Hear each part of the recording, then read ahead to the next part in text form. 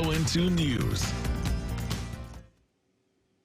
Sometimes it takes a health scare to remind you that life is short. For one Big Island man, he's handling a terminal cancer diagnosis with a positive outlook. Here's Colin Clark's story. Colin Clark is an eternal optimist. The person you're seeing today, smiling and positive and energized, that's the person I've always been.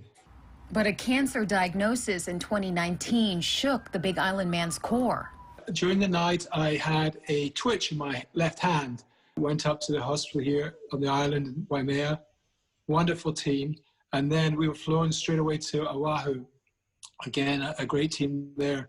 It was clear that something was pretty serious very quickly. We were flown to LA. Colin was diagnosed with type 4 glioblastoma, a very aggressive brain tumor.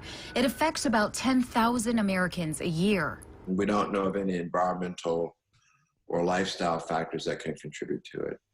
It's a tumor that eats away at the brain, so it affects the very essence of who we are. Taken to Cedars-Sinai Hospital, he met with neurosurgeon Dr. Keith Black.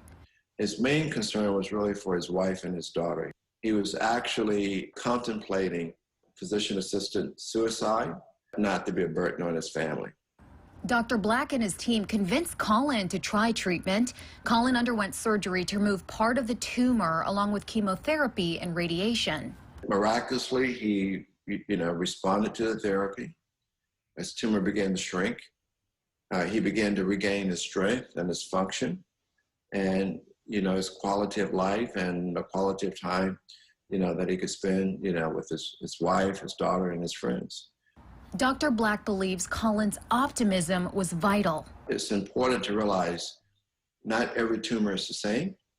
And one of the advances that we've been able to make now is to be able to identify molecular characteristics of the tumor that we can develop unique strategies for to try to control tumors that we can identify those characteristics for.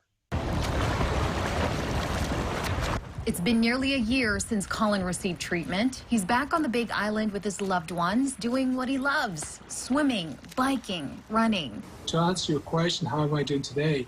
I'm excited to be here, and we're smiling. We want to spread that thought process of people who are struggling. There's many people who are struggling right now, is that there's a bright white light that you can find, and we've certainly had the privilege to find it.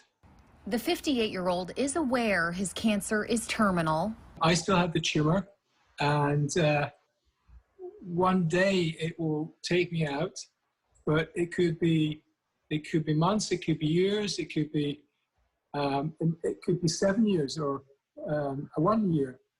But it won't stop him from spreading hope. What we've decided to do is have as much quality of life as we can and just keep going for it, do new things.